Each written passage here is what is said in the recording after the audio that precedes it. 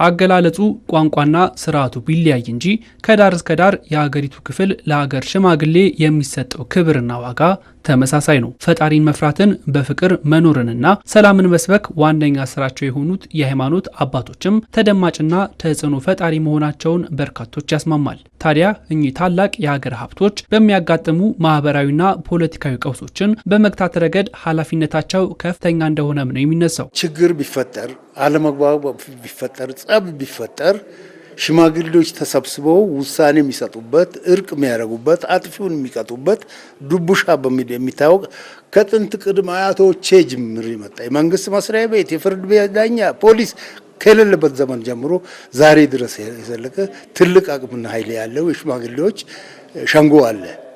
ይሄ በሌሎችም እኔ በመጣው ክልል ባሉ ዞኖች ስማቸው ይለያይ እንጂ እንዲህ አይነት አሰራር አለ። ትውልዱን መምከር፣ መገሰጽ፣ ጉዳዩን በቀጥታ መናገር፣ ዳር ማለት ሳይሆን በቃ ጠቅሶ ተናግሮ ለኛ አይበጅም፣ ለትውልድ አይበጅም፣ ለሀገር አይበጅም፣ ለትውልድም የሚጠቅም አይደለም። ስለዚህ ጥሩ ነገሩን ብቻ እንውሰድና ሀገራችንን ሰላም እናስጠብቅ።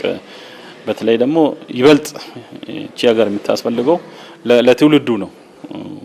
ስለዚህ ይሄንን ግን ግንዛቤ በመፍጠር ረገድ ላይ ከፍተኛ ሚና ይኖራቸዋል። ትኩረቱን እዚሁ ታላቅ ሀገራዊ እሴት ላይ ያደረገ መርሃ ግብርም በባህልና ስፖርት ሚኒስቴር አዘጋጅነት ተካሂዷል። የተሻለች ኢትዮጵያን ለመጪው ትውልድ በማስረከብ ሂደት ውስጥም እኚሁ ተደማጭ የማህበረሰብ ክፍሎች የላቀ ሚና እንዳላቸውም ተመላክቷል። አብሮ በሰላም አብሮ በመኖር አብሮ በመስራት አብሮ በተለያዩ ማህበራዊ፣ ፖለቲካዊ፣ ኢኮኖሚያዊ ጉዳዮች ላይ በመሳተፍ ሁኔታዎች እስካሉ ድረስ ግጭት የማይቀር ጉዳይ ነው። ግጭት ፊትም ጥንትም የነበረ አሁንም የሚኖር ወደፊትም የማይቀር ክስተት ነው። ነገር ግን ግጭትን በሰላማዊ መንገድ በውይይት በድርድር በእርቅና በሽምግልና መፍታት ለሀገር ልማትና እድገት የሚሰጠው ጠቀሜታ እጅግ በጣም ከፍተኛ ነው። እንደ ሀገር ሽማግሌ እንደ ሃይማኖት አባቶች ደግሞ ተቀምጠው መክረው ወደ ግጭት ከማምራቱ በፊት ግጭት ለዚህ ሀገር የማይበጅ መሆኑን በተለይ የውጭ ኃይሎች ደግሞ ውስጥ ጣልቃ እየገቡ የእኛን አንድነት የሚፈታተኑ ኃይሎች ደግሞ ተጠቃሚ መሳሪያ እንዳይሆኑ በመምከር በኩል በጣም ከፍተኛ ሚና መጫወት አለባቸው የሀገር ሽማግሌዎች። ትውልዱን ለሚያስተሳስሩ ጉዳዮች ቅድሚያ መስጠትም ሌላኛው ከሀገር ሽማግሌዎችና የሃይማኖት አባቶች የሚጠበቅ የቤት ስራ መሆኑም ተነስቷል። ተለዋዋጭ የሆኑ ማህበራዊ ችግሮች መፍታት የሚያስችል ቁመና የመገንባት ታላቅ አደራንም ተቀብሏል።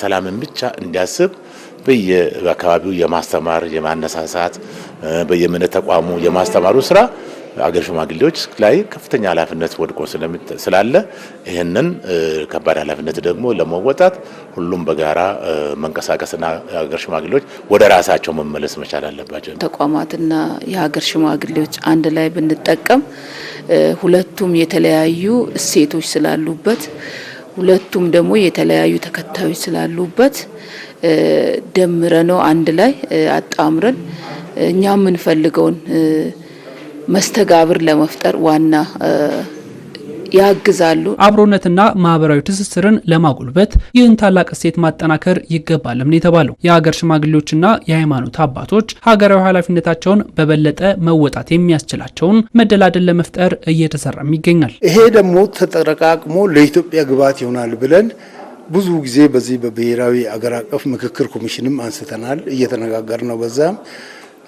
ለዚህ ለሰላም ግንባታው ለአገር መልካም ምድር አንድነት ሁሉ ይጠቅማል የሚለው ነገር እያሰብን በየመንደሩ ሰላም ቢሆን፣ በየዞኑ ሰላም ቢሆን፣ በየክልሉ ሰላም ቢሆን አንድ ወጥ የሆነች ኢትዮጵያ ሰላም ታገኛለች የሚለውን መርህ ይዘን እየሰራንን ረጅም ጊዜ ጀምሮ እየሰራንን ምናስባትን ኢትዮጵያም ለመገንባት ህብረ ብሔራዊ አንድነታችንንም ደግሞ አስቀጥለን ለመሄድ ወሳኝ ነው ማለት ነውና ከዛ ግብዓት ይሰበሰባል ከሁለቱም ተቋማት። ምክንያቱም የሀገር ሽማግሌዎችና የሃይማኖት አባቶች ናቸው እዚህ መድረክ ላይ ያሉ፣ እንዲሁም ደግሞ የሚዲያ አካላትም ስላሉ እያንዳንዱ ምን ይጠበቅበታል፣ ከመንግስት ምን ይጠበቃል፣ ከነዚህ አካላት ምን ይጠበቃል፣ እንዲሁም ደግሞ ከማህበረሰቡ ምን ይጠበቃል የሚለውን ነገር ዛሬ ግብዓት እናገኛለን።